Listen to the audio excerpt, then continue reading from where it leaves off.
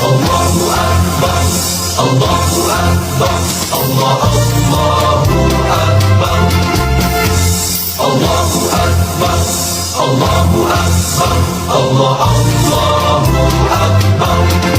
Salam ilahi menuntut kesatuan, maju serta membela kebenaran untuk negara, bangsa dan kemakmuran. Allah tegakkan, Allah tegakkan. Assalamualaikum warahmatullahi wabarakatuh. Innal hamdalillah nahmaduhu wa nasta'inuhu wa nastaghfiruh. Wa na'udzu billahi min syururi anfusina wa min sayyiati a'malina may yahdihillahu fala mudhillalah wa may yudlil fala hadiyalah. Asyhadu an la ilaha illallah wahdahu la syarika lahu wa anna Muhammadan abduhu wa rasuluh. Allahumma shalli ala Muhammad wa ala ali Muhammad kama shallaita ala Ibrahim wa ala ali Ibrahim wa barik ala Muhammad wa ala ali Muhammad kama barakta ala Ibrahim wa ala ali Ibrahim innaka Hamidum Majid. Bapak dan Ibu yang mudah-mudahan dirahmati oleh Allah. Syukur alhamdulillah malas senantiasa kita panjatkan kehadirat Allah Subhanahu wa taala atas limpahan nikmat yang telah Allah berikan pada kita. Salawat, salam, dan keberkahan kita mohonkan kepada Allah agar senantiasa tercurah kepada Rasulullah Muhammad SAW dan keluarganya, sebagaimana Allah telah mencurahkan salawat, salam, dan keberkahan kepada Nabi Ibrahim alaihissalam dan keluarganya. Melanjutkan kajian kitab Sahih Al-Bukhari masih pada Kitabul Adzan. Kita akan mulai dari bab 89 yang sudah dibacakan pada pertemuan yang lalu tetapi belum diberikan penjelasan. Babu ma yaqulu ba'da takbiri. Bab apa yang diucapkan sesudah takbir. Maksud takbir di sini adalah takbiratul ihram sebagai takbir yang dilakukan untuk membuka sholat. Takbir yang setelah kita ucapkan, maka seluruh kegiatan di luar sholat hendaknya ditinggalkan atau akan menyebabkan sholatnya kehilangan konsentrasi, kehilangan kehusuan, bahkan bisa menyebabkan sholatnya menjadi batal. Bapak dan Ibu. Di bab 89 ini ada dua hadis. Yang pertama hadis 743. Imam Al-Bukhari telah berkata, Hadatsana Hafs bin Umar, telah menceritakan kepada kami Hafs bin Umar. Qala, dia berkata, Hadatsana Syu'batu, telah menceritakan kepada kami Syu'bah an Qatadah, dari Qatadah, an Anasin, dari Anas, anna Nabiyya sallallahu alaihi wasallam, bahwasanya Nabi sallallahu alaihi wasallam, wa Abu Bakrin, Abu Bakar, wa Umaro, dan Umar radhiyallahu anhuma, kanu, adalah mereka, yaftatihuna sholata, mereka membuka sholat bi, dengan alhamdulillahi rabbil alamin. Di hadis yang ke-743, Imam Al-Bukhari mengetengahkan riwayat dari jalur Anas bin Malik yang menjelaskan tentang tata cara sholatnya Rasulullah SAW yang diikuti oleh Anas. Anas menyampaikan apa yang dia dengar selama Anas makmum di belakangnya Rasulullah. Kemudian apa yang dia dengar selama Anas makmum di belakangnya Abu Bakar. Apa yang Anas bin Malik dengar selama ia makmum di belakangnya Umar bin Khattab. Jadi Anas mengalami 3 imam dari mulai Rasulullah, Abu Bakar, kemudian Umar. Setelah itu kemudian Anas tidak menceritakan lagi. Yang beliau ceritakan bahwa Rasulullah SAW ketika mengawali sholat, kalau iftitahnya kan sir ya, yang didengar oleh Anas bin Malik, Rasulullah ketika mengawali sholat itu terdengar melafalkan suratul Fatihah. Di sini tidak menyebutkan Bismillahirrahmanirrahim, tapi langsung yang terdengar adalah kalimat Alhamdulillahirabbil alamin. Kalau Bapak dan Ibu membaca dalam riwayat Imam Muslim, di hadis bawahnya, ini hadisnya berurutan. Yang bercerita adalah Abu Hurairah. Abu Hurairah diminta untuk ngimami suatu kaum. Kemudian dia mengawali bacaannya dengan menjaharkan Bismillahirrahmanirrahim. Kemudian kalimat Alhamdulillahirabbil alamin sampai selesai. Setelah selesai, Abu Hurairah menyampaikan, inilah sholatnya Rasulullah. Artinya, Bapak dan Ibu, ketika kita sholat membaca yang dijaharkan seperti maghrib, isya, kemudian subuh, atau sholat Jumat yang bacaannya dijaharkan oleh imam, atau sholat 2 hari raya Idain, atau sholat 2 gerhana, atau sholat tarawih dan witir sepanjang Ramadan, maka bagi yang langsung melafalkan kalimat Alhamdulillahirabbil alamin, ini berpedoman kepada hadis yang diriwayatkan oleh sahabat Anas bin Malik. Sementara yang mengawalinya dengan bismillahnya dijaharkan, ini berpedoman kepada hadisnya Abu Hurairah. Artinya dua-duanya itu ada yang diikuti dan dua-duanya adalah sahabat Rasulullah SAW. Hanya bedanya kalau yang langsung alhamdulillah itu ada dalam riwayat Al-Bukhari dan ada dalam riwayat Muslim. Kalau yang perbuatannya Abu Hurairah itu ada di dalam riwayat Muslim, sama-sama sahih. Sehingga ini tidak perlu menjadi sesuatu yang diperdebatkan mana yang lebih afdol antara menjaharkan bismillah atau mensirkan bismillah.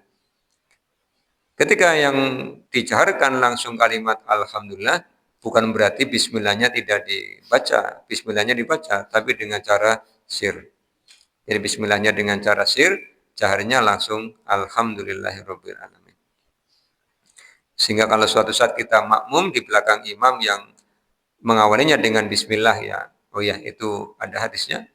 Ketika kita makmum di belakang imam yang langsung kedengaran alhamdulillah, ya kita tahu itu ada hadisnya.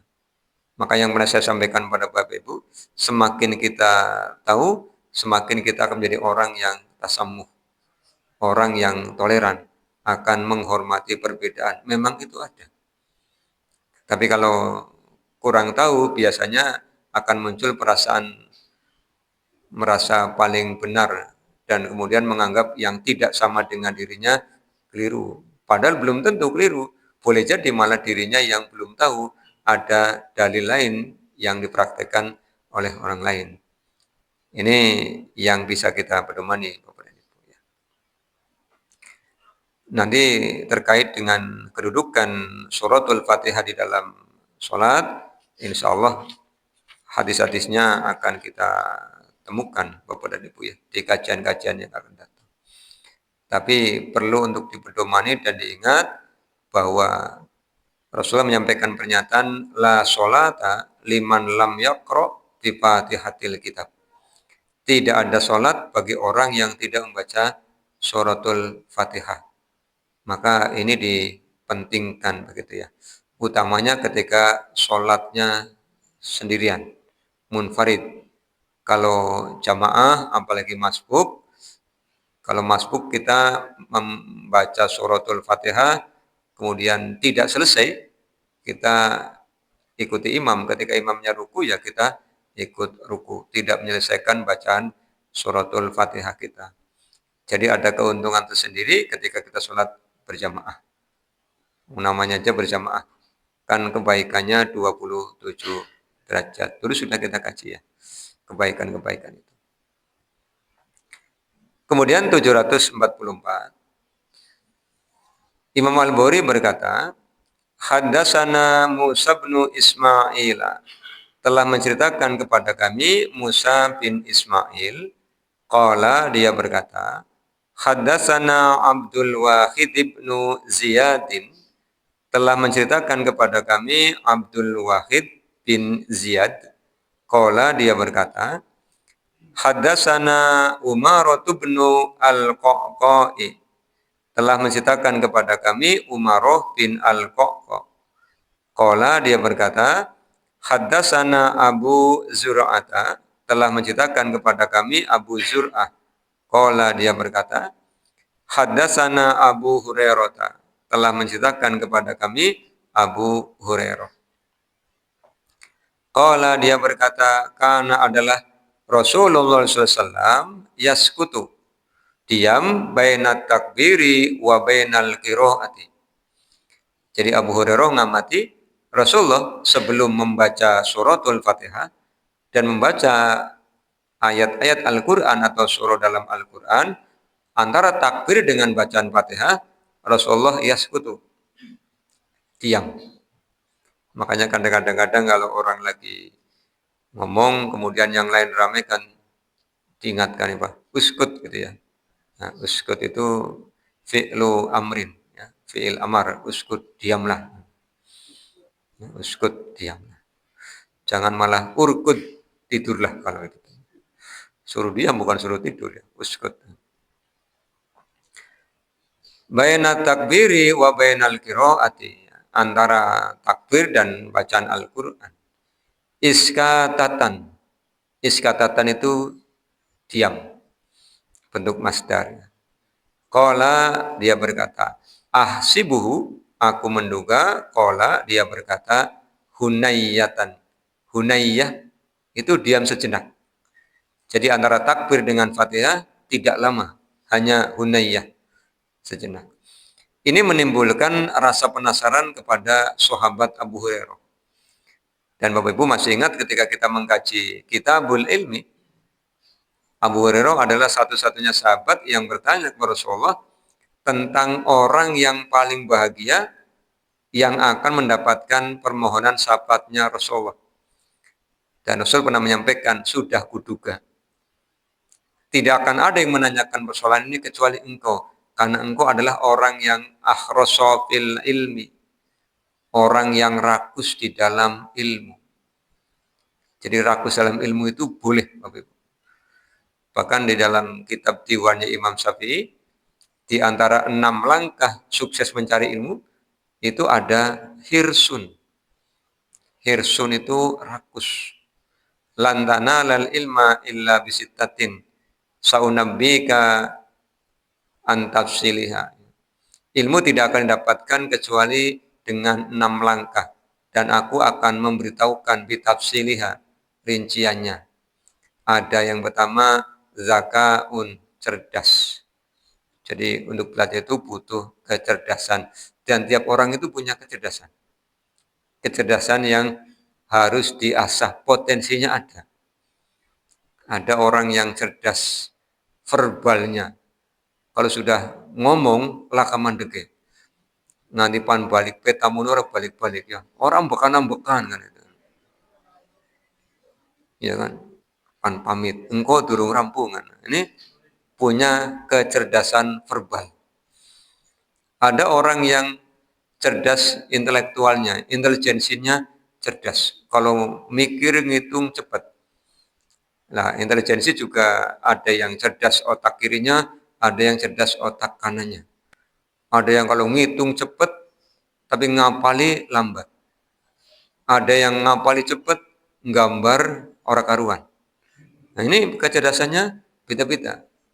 Dan itu semua adalah potensi yang Allah berikan kepada kita. Ada orang yang cerdas kinestetiknya. Kalau berbicara terbatas, secukupnya. Ngitung lambat. Tapi kalau diajari aktivitas-aktivitas fisik, dia cepat. Ajari senam, cepat. Ajari silat, cepat. Ajari renang, cepat. Semua yang sifatnya fisik, dia cepat. Ini namanya orang yang cerdas secara kinestetik. Jadi gerakannya cepat. Dan tidak ada seorang pun yang punya semua kecerdasan itu, Bapak Ibu. Kenapa tidak diberi pada satu orang? Supaya rendah hati, supaya butuh orang lain. Kalau satu orang diberikan semua keahlian, nanti dia merasa sombong, tidak butuh dengan yang lain. Maka hidup itu sering membutuhkan. Ini zakat. Yang kedua apa? Hirsun. Dan sahabat Abu Hurairah itu punya semangat itu. Dia mengatakan orang muhajirin sibuk di pasar-pasar. Orang Ansor sibuk di perkebunan. Aku sibuk membersamai Rasulullah. Maka meskipun hanya 4 tahun tinggal bersama Rasul, tapi hadisnya begitu banyak. Karena beliau orang yang hirsun, punya sifat rakus terhadap ilmu. Jadi rakus itu dibolehkan dalam 2 perkara. Satu ilmu, yang kedua ibadah. Habis sholat fardu, sholat sunnah. Itu namanya orang yang rakus dalam ibadah. Habis saum Ramadan, 6 hari di bulan Syawal. Yaumul Isnaini wa Yaumul Khamis, namanya orang yang rakus di dalam ibadah. Karena kalau ilmu dan ibadah, rakus itu akan mendapatkan kepuasan. Tapi kalau rakus terhadap harta, tidak akan puas, Bapak Ibu. Iya, tidak akan puas. Seandainya diberikan 1 lembak emas, pengen 2. Diberi 2, pengen 4. Terus. Wis duit 900.000, kurang 1.000. Pengen gajek 1 juta. Wis 1 juta, kurang 500. Pengen 1 juta, 500. Lah rampung-rampung. Akhirnya apa? Bakhilun wa meditun. Kan begitu. Kucirun. Kan. Ada orang yang mau minta, wong nyong kurang 100 sampai nyilih 100. Bisa kurang 100, ben ngajaki 1 juta. Kan. Ini namanya orang yang rakus kepada dunia itu seperti itu. Yang terjadi apa? Alhaakumut takasur. Ini tentang Abu Hurairah ya. Kemudian yang ketiga ya, Imam Syafi'i itu memberikan resep kalau ingin sukses belajar harus punya wajtihadun, kesungguhan, sungguh-sungguh. Apapun Bapak Ibu, dikerjakan sambil lalu tidak akan jadi. Harus sungguh-sungguh. Orang belajar masak sungguh-sungguh, belajar jahit sungguh-sungguh, belajar nyopir sungguh-sungguh. Apapun kerjakan dengan kesungguhan. Sesuatu yang dikerjakan tidak sungguh-sungguh, hasilnya juga tidak maksimal. Ya, makanya kalau bahasa godok kangkung itu ada istilah mentah, matang, dan kamikakon. Kamikakon itu mogol. Jadi kangkungnya matang ora, mentah ora. Iya. Kemanjot. Bahasa mundune kamikakon. Kue dicokote alote ora kira-kira, Pak. Itu namanya kamikakon. Kayak orang belajar tidak rampung, diarani orang pinter pernah belajar, diarani pinter orang pinter. Jadi akhirnya kayak pari sing orang isi ngelangar kayak gitu. Harusnya kan menunduk ya, ini ngelangar. Gabuk namanya gitu ya. Jadi kalau tidak istihadun seperti itu. Iya, makanya belajar itu harus wajtihadun, penuh dengan kesungguhan. Lah yang keempat itu wabulghotun, bulghoh. Bulghoh itu harus ada modal, harus ada biaya. Dalam pepatah bahasa Jawa, jerbasuke mowo beo, gitu ya. Apapun ada biaya. Pengen anak pinter, pengen gratis ya angel. Ya. Pak, pengen sekolah sing gratis. Mungkin sekolahnya tidak bayar, tapi dari rumah ke sekolah perlu ongkos. Berangkat perlu sarapan, sampai di sana pulangnya sore perlu sangoni. Seragamnya perlu beli, tidak ada yang gratis, sebenarnya tidak ada. Jadi itu sudah rumusnya begitu, bahwa belajar itu akan susah kalau mau mengeluarkan biaya. Nah, kemudian yang kelima itu harus ada gurunya. Mulazamatu ustazi, ada gurunya. Jadi tidak ada orang bisa belajar tanpa guru. Nah, sekarang enggak Pak, enggak ada gurunya. Si jenengan tahunya dari mana? Saya baca buku, ya sama saja itu gurunya buku. Wong buku itu ada yang nulis kan, enggak mungkin buku tahu-tahu ada sendiri. Enggak Pak, saya hanya ngamati, itu juga ada gurunya. Orang-orang yang Anda amati itu guru Anda. Hanya Anda kan tidak mengakui. Atau sekarang misalnya ibu-ibu belajar masak sambil nonton di media sosial. Kalau ngirisi, kalau ndeleng, nah itu ada gurunya. Hanya tidak ketemu langsung. Wong Nabi Adam saja ada gurunya, Bapak Ibu. Siapa gurunya Nabi Adam? Allah Subhanahu wa taala. Allah yang langsung ngajari Nabi Adam. Apalagi kita gitu ya. Nah, kemudian yang keenam itu tulu zamanin. Butuh waktu. Jadi jangan punya pikiran nyong kayak sinau orang pinter-pinter wis pirang tahun nembe 6 apa 6 minggu. Nah 6 minggu pengennya pinter. Wong gurunya aja belajar sampai ada yang 10 tahun, ada yang 16 tahun, itu kan lama dulu zamanin. Kita kan kadang melihatnya sekarang. Kalau kita belajar dengan guru kita iya kagum sekali dengan ilmu yang Allah berikan pada guru-guru kita. Begitu kita tanya, Ustaz, dulu ngajinya berapa lama? Sejak MI dihitung misalnya 20 tahun. Ya benar. Kita baru 2 hari. Ya susah Pak Ibu. Nah, itu dulu zamanin itu diperlukan. Nah, Abu Hurairah itu mencontohkan sahabat yang hirsun fil ilmi, sangat rakus terhadap ilmu, dan beliau juga orang yang wajtihadun fil ilmi, sangat sungguh-sungguh, maka oleh Allah dimuliakan. Ketemu Rasulullah hanya 4 tahun, tapi jejaknya begitu banyak di dalam meriwayatkan perjalanan hidupnya Rasulullah, termasuk yang kita kaji pada malam hari ini. Dan rasa rakusnya itu menimbulkan rasa penasaran, Bapak Ibu. Maka ketika dia melihat Rasulullah itu diam, dia bertanya kepada Rasulullah, Bi abi wa ummi ya Rasulullah, iskatuka bainat takbiri wal qiraati ma taqulu. Ya Rasul, engkau diam antara takbir dan bacaan. Ma taqulu, apa yang kau ucapkan? Kenapa Abu Hurairah bertanya? Karena beliau mengamati Rasulullah SAW itu bitirobi lihyatihi. Bitirobi, ada guncangan lihyatihi. Janggutnya berguncang-guncang. Artinya apa, Bapak Ibu? Kembali kepada definisi sholat. Sholat itu adalah ibaratun an aqwali wal af'ali. Suatu perbuatan yang melibatkan ucapan, yang melibatkan perbuatan. Jadi sholat itu jangan diam. Jangan Allahu Akbar terus diam. Mingkem begini. Ini kata nanti yang cerita ya. Yang cerita adalah Abdullah bin an Abi Ma'mar ya. Yang bercerita adalah Khabbab ya. Ketika Khabbab bercerita kepada Abu Ma'mar tentang sholatnya Rasulullah, dari mana engkau tahu Rasulullah membaca? Jawabannya, bitirobi lihyatihi. Dari guncangan janggutnya. Maka orang kalau membaca dalam sholat, meskipun sir, itu kan ketahuan, Pak. Janggutnya oyak-goyak gitu kan. Itu namanya bitirobi lihyatihi.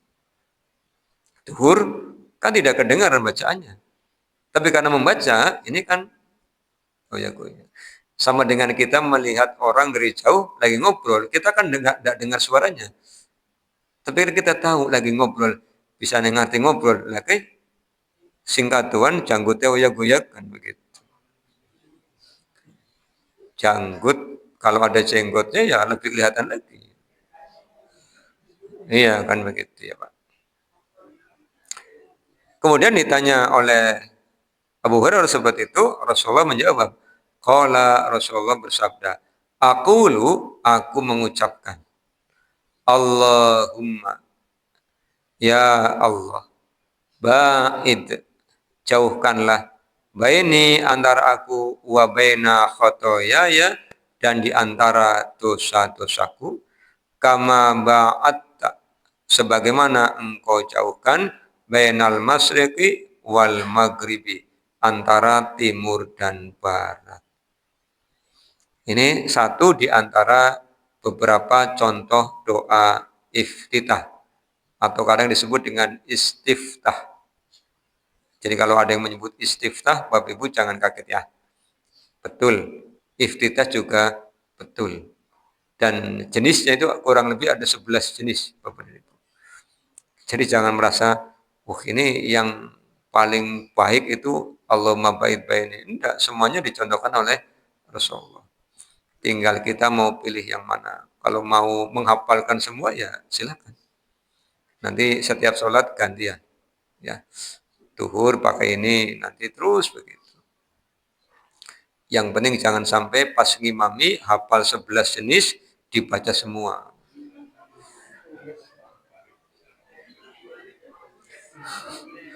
Makmumnya bertanya-tanya, imamnya lagi apa ya? Ngadeg meneng baik. Ternyata membaca semua doa iftitah. Ya, kalau kita sudah mau mencari tahu, misalnya menghafalkan, kemudian misalnya pas kita lagi zikir ada orang yang sholat ba'diyah membaca doa iftitah. Oh iya, itu ada. Oh iya, yang ini ada. Tadi yang saya sampaikan jadi orang yang tasamuh, orang yang menghormati karena tahu. Yang pertama kita minta apa kepada Allah, Bapak Ibu? Kita minta kepada Allah agar Allah membimbing kita, agar hati dan jiwa kita, hati, jiwa, pikiran kita menjauhkan diri dari dosa. Sebagaimana Allah jauhkan timur dan barat. Timur dan barat selamanya tidak akan pernah ketemu. Artinya, setelah selesai sholat, kita ingat permohonan ini. Jangan sampai ketika sholat kita meminta kepada Allah agar dijauhkan dari dosa, tapi selesai sholat langsung berbuat dosa. Apa contoh selesai sholat langsung berbuat dosa? Gelendengi imamnya. Gue langsung berbuat dosa. Imamnya pimen sih kayak. Pimen sih. Sarungnya kuali kurang keras apa ya? Malah ngelengi sarungnya imam. Yang namanya orang di depan pasti diamati orang yang di belakang. Kan yang di depan itu diamati. Nanti pulang lagi melakukan pelanggaran-pelanggaran. Kalau kita menyadari sholat, bahwa di dalamnya kita meminta kepada Allah agar dijauhkan dari dosa, maka setelah selesai sholat, jangan berbuat dosa. Kan sudah minta kepada Allah agar dijauhkan. Nanti ditambah kalau sudah ketemu dengan doa yang dibaca di antara doa yang dibaca pada saat duduk di antara dua sujud, itu kan minta ampunan lagi. Rabbik firli. Itu kan minta ampunan. Atau nanti ketika tahiyat misalnya. Itu juga ada doa minta ampunannya. Allahumma inni dolamtu nafsi dulman kasiro wa la yaghfiru dzunuba illa anta faghfirli maghfiratan min indika. Itu kan kita minta kepada Allah agar diampuni. Maka betul yang Rasulullah sampaikan ketika mengajukan pertanyaan, bagaimana pendapat kalian kalau ada sungai yang mengalir di depan rumah kalian dan kalian mandi di dalamnya sehari 5 kali? Apakah masih ada kotorannya? Sahabat jawab, tentu tidak ada ya Rasul. Jika orang sholat sadar dan selesai sholat menjaga nilai sholatnya. Tapi kalau sholatnya tidak sadar itu tidak memahami apa yang dia baca, hanya sekedar ritual gerak fisik, ya selesai sholat biasa. Sehingga nanti akan muncul pertanyaan, kenapa sih Pak? Si fulan itu sudah sholat tapi si goroh. Kenapa sih Pak? Si fulan itu sudah sholat tapi masih curang. Ini berarti kan ada yang keliru di dalam praktek pelaksanaan sholatnya. Gambarannya begini Bapak Ibu. Ada orang mandi sehari 5 kali. Begitu keluar dari kamar mandi, bersih, harum. Kalau kita memandang seger begitu ya. Tapi ada orang yang mandi sehari 5 kali. Tidak bersih, tidak harum, tidak seger. Mandinya di kamar mandi yang airnya sama. sabunnya sama. Tapi kenapa hasilnya beda? Kira-kira yang salah apanya? Prakteknya. Yang satu mandinya betul, yang satu ngebut, copra-capres sing penting teles. Wis sing penting teles. Ya begitu keluar, ganing ajeg. Minimal orang sudah mandi itu seperti anak-anak. Kelihatan mambune minyak, hah? Minyak telon. Minyak telon. Anak-anak loh ya, bukan orang dewasa. Yang kedua, bedakan. Kan minimal begitu. Iya, anak-anak kan begitu. Ini cerita anak-anak Bapak Ibu, bukan cerita orang dewasa. Orang dewasa kan masa minyak telon terus bedakan keluar ya digemuyuni hukumnya. Ini kan lagi kena ngapa kan begitu. Nah ini, jadi sholat itu menjadi wasilah yang efektif agar kita dijaga oleh Allah supaya tidak berbuat dosa di luar sholat. Supaya tidak berbuat dosa, semangat sholatnya dibawa. Apa semangat sholat itu? Wa aqimis sholata li dzikri. Dirikanlah sholat untuk ingat kepada Allah. Di luar sholat, ya ingat kepada Allah. Yang Allah sampaikan di An-Nisa 103 ya. Kata Allah, wa idza qudiyatis sholatu fadhkurullaha qiyaman wa qu'udan wa ala junubikum.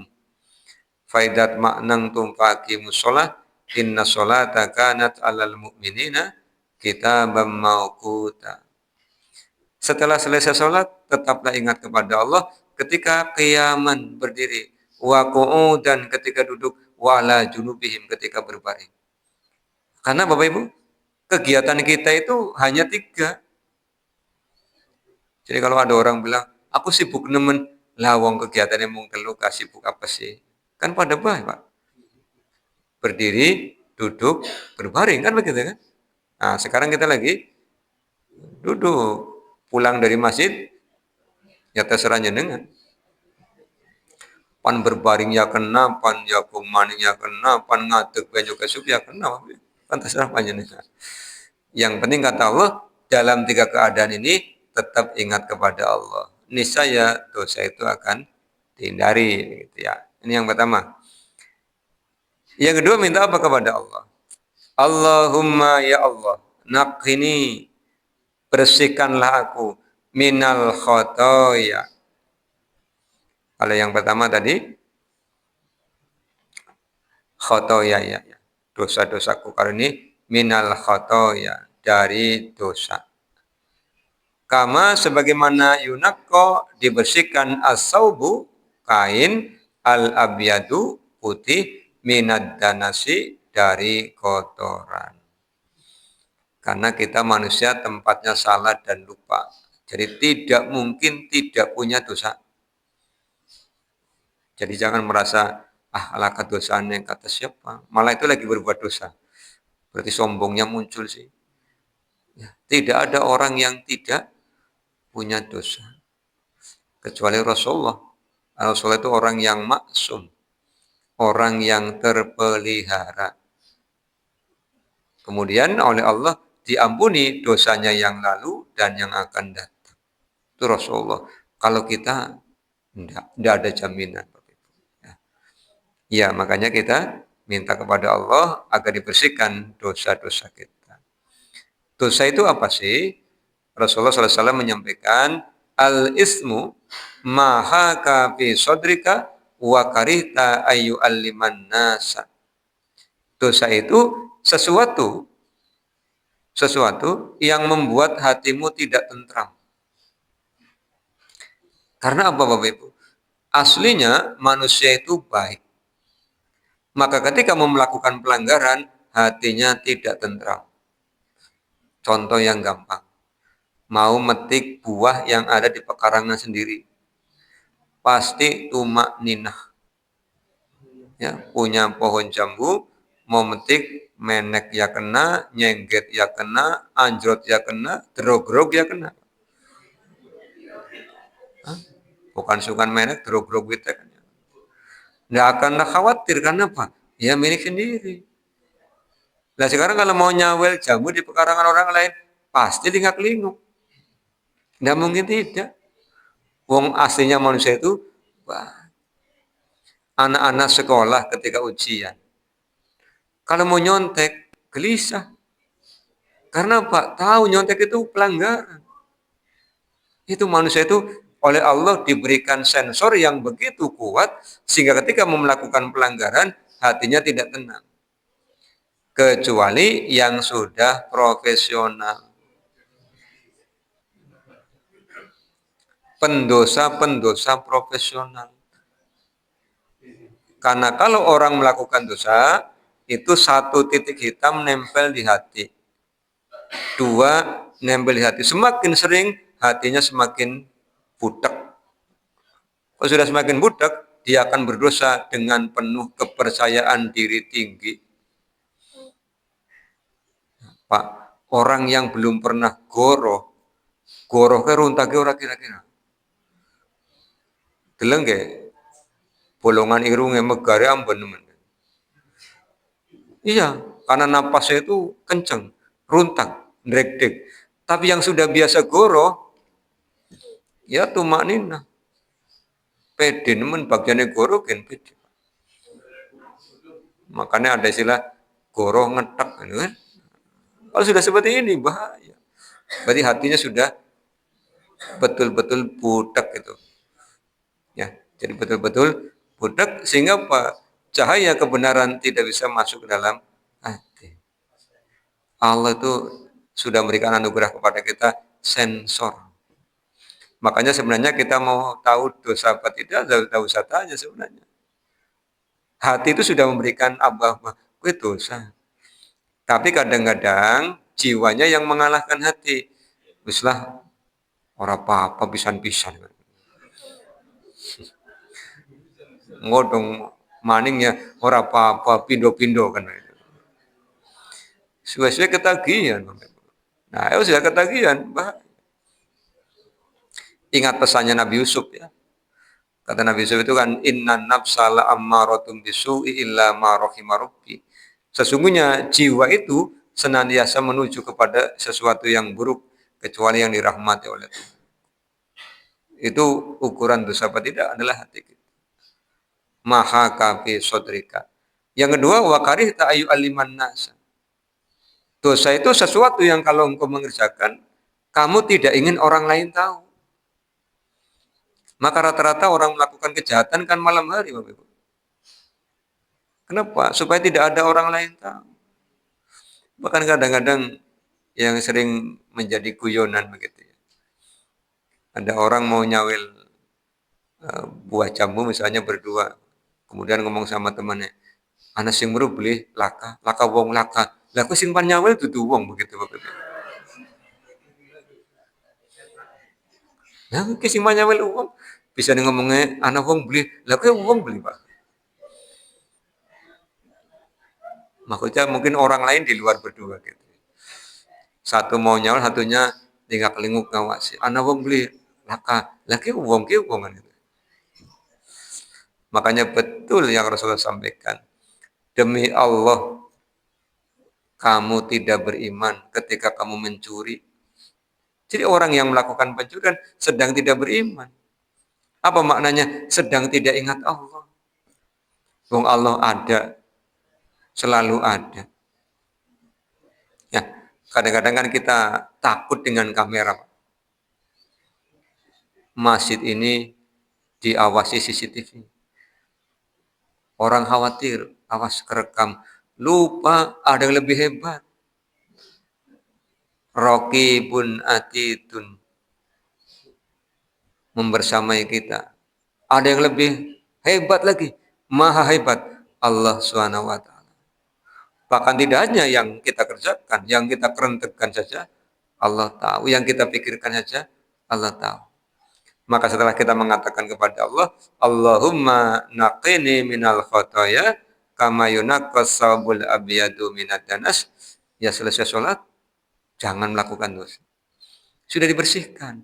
Ibaratnya baju ini sudah dicuci, sudah dijemur, sudah disetrika. Ya jangan dilemparkan ke comberan. Ya, jangan. Jangan guling-gulingan di tempat yang kotor.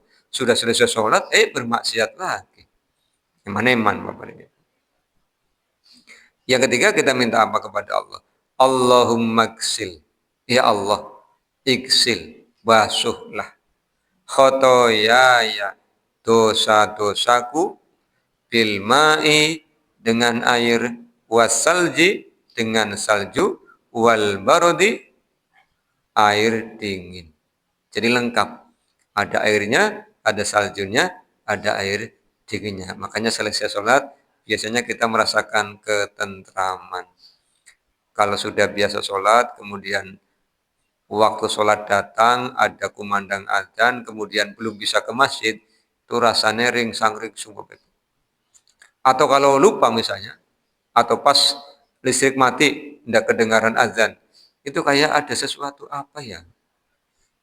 Kayak ada apa yang belum kan begitu. Ini hatinya masih baik. Tapi kalau sudah biasa, ya biasa. Karena orang meninggalkan ketaatan itu tidak langsung. Biasanya oleh setan itu diperdayai selangkah demi selangkah, khutuwat, mipil. Iya, biasa jamaah, kemudian rada meriang, tidak ke masjid. Sehari, 2 hari, 3 hari, begitu sembuh, mau ke masjid lagi, aras-arasan. Iya, itu tipu dayanya begitu.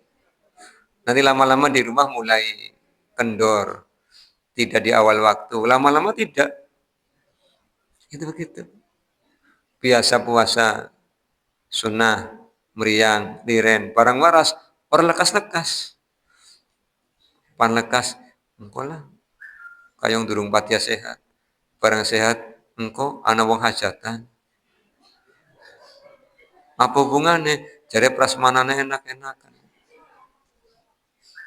Nah, orang rampung-rampung, kali ketemu Ramadan lagi, bubar kan. Itu hebatnya tipu daya setan. Makanya kata Allah, wala tattabi'u khutuwatis syaitan. Itu 744.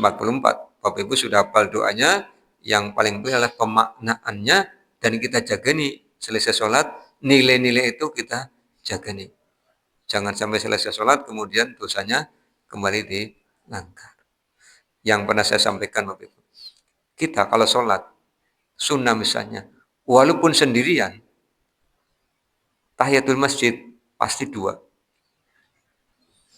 Belum pernah ada orang sholat tahiyatul masjid sendirian 1.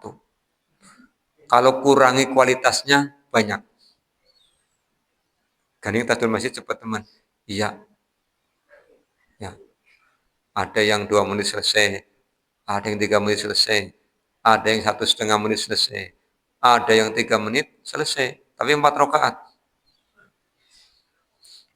Tahiyatul masjid tambah qobliyah. Jadi pengen dapat dua-duanya, ngebute orang kira-kira.